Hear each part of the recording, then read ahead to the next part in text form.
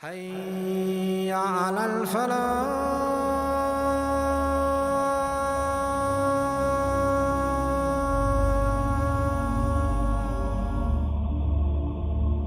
Story of a great king, a worshipper, a slave of Allah Azza wa Jal, who was probably not a prophet of God. However, definitely he was a Muslim, a Unitarian, believed in only one God, alhamdulillah. And despite his wealth and power and strength, Allah Azza wa Jal, that Allah gave him, he was a king who worshipped Allah Azza wa Jal sincerely. And Allah Azza wa Jal had given him phenomenal strength, phenomenal both physical strength to be able to lift things and carry things and move things, but also his army that Allah Azza wa Jal had given him was a formidable army.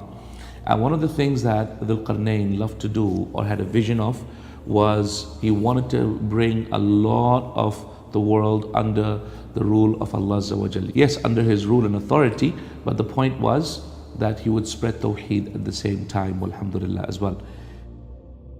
They ask you about Dhul Qarnain. Verily we, meaning Allah Azza wa Jal, we established him in the earth and we gave him from every single matter a way and a path, meaning we eased his affair in every matter. First of all, had no financial worries, he was a king. Secondly, he had no power issues because mashallah Allah gave him a huge army that was formidable.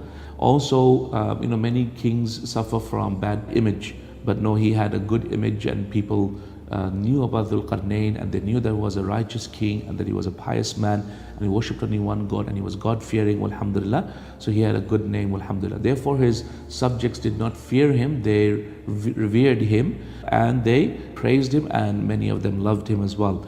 His enemies feared him, and so even before he attacked them, enemies were almost destroyed by the fear that they had in their heart.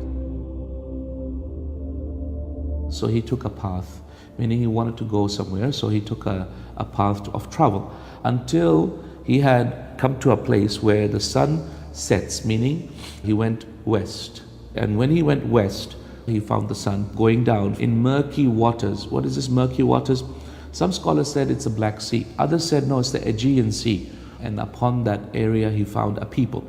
It was revealed to him, O Dhul Qarnain, do you want to punish them or do you want to leave them in goodness? So what does Dhul Qarnain choose to do? As for the one who has wronged himself, then we'll punish that person. Then he'll be taken back to his Lord, meaning after he dies, then Allah will punish him a punishment that is tremendous or unheard of.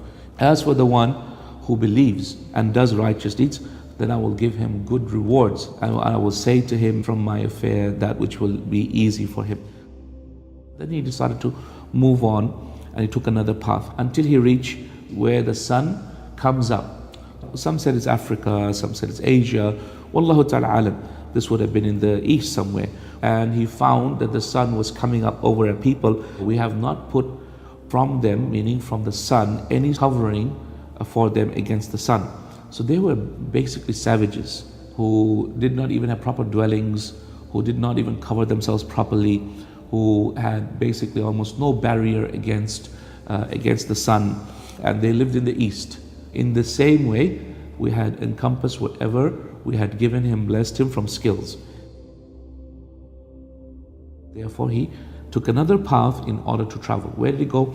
Turkey, around that area, until he reached the area which is Turkmenistan.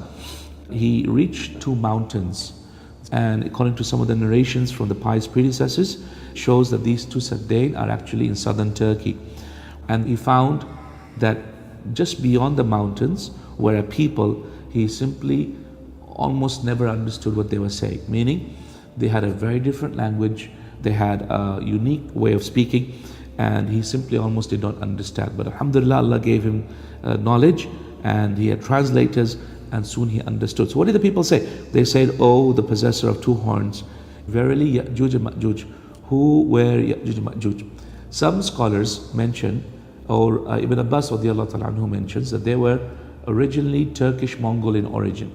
Other scholars mention that their origins are from the Mongolian, the Turkish, the Chinese mixed with Asian features. And however, the tafsir from Ibn Abbas radiallahu ta'ala anhu, which is authentic, mentions that their forefather was from the Turks. They were either the Tatars, Mongols, or people like them that lived in Central Asia, in that region, and unfortunately they create a lot of mischief. They said, "Oh, Dhul Qarnain, verily, Ya'juj and Ma'juj, these two tribes, they've created a lot of mischief on the earth. So can we pay you a fee? Can we give you some money so that you can put a barrier between us and them?" So what did he say?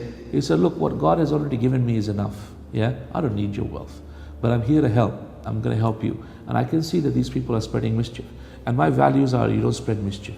So you want me to help you? Come support me in this cause that you want me to finish. So help me with your strength, meaning with your wealth and with your money and with your people, time, effort, all types of strength. Give me all of that so that I can put between you and them a dam or a barrier that will stop these people from coming and destroying your town." So Ya'juj and Ma'juj were unique people.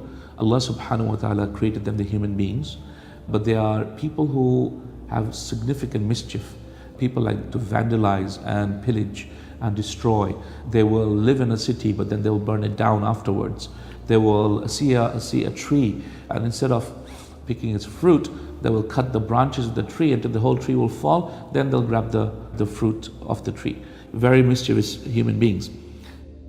"Give me blocks of iron," and they were able to bring large pieces of iron to help Dhul Qarnain. So what did Dhul Qarnain do? He created big cauldrons, started to melt the iron until he had then closed off the gap between the two mountains. He said, "Now breathe into it," meaning blow into these furnaces so that the iron can melt, until this iron had now become molten lava, it had become fire. "Now give me copper so that I can mix copper into the iron."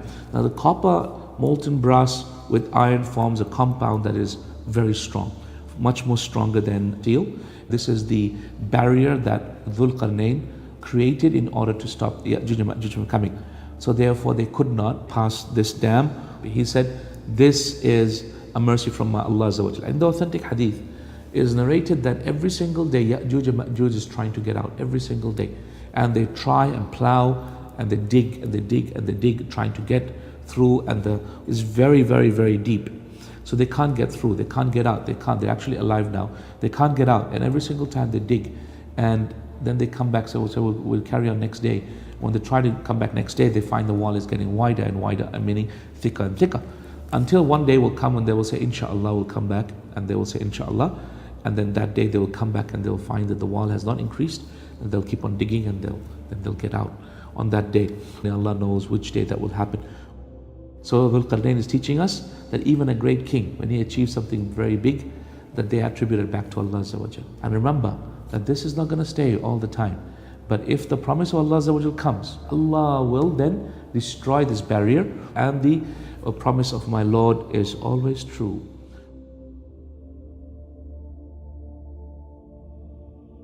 Dhul Qarnain, Dhu meaning the possessor of Qarnain, the two horns, was either one of a few people that this historian said. Some said he was either Alexander the Great. But Alexander the Great couldn't have been Dhul Qarnain, because Alexander the Great worshipped idols, and he had atrocities in his kingdom. The only reason why they mentioned Alexander the Great, because they're looking in history who is there that had actually gone east and west and everywhere and conquered quite a lot. There is another one who wasn't so well known, but that is also mentioned in the Jewish scriptures as the one who conquered Babylon and freed the Israelites. So the Israelis, the Banu Israel, they praised this man whose name was Cyrus, King Cyrus. They praised him because he freed the Israelites. He used to worship only one God, only believe in only one God, and was a righteous man. So if you look at the story of this king called Cyrus, he was anointed as a king, I think around about 549, conquered Babylon 550, something around there. And then he went around conquering some of the other places he went. So the world was open to him. He could go to Africa, he can go to Asia, he can go to Europe. So all of this was open to him, and this is precisely what is mentioned over here in the Quran, that he went east-west, and alhamdulillah, he conquered quite a lot, alhamdulillah.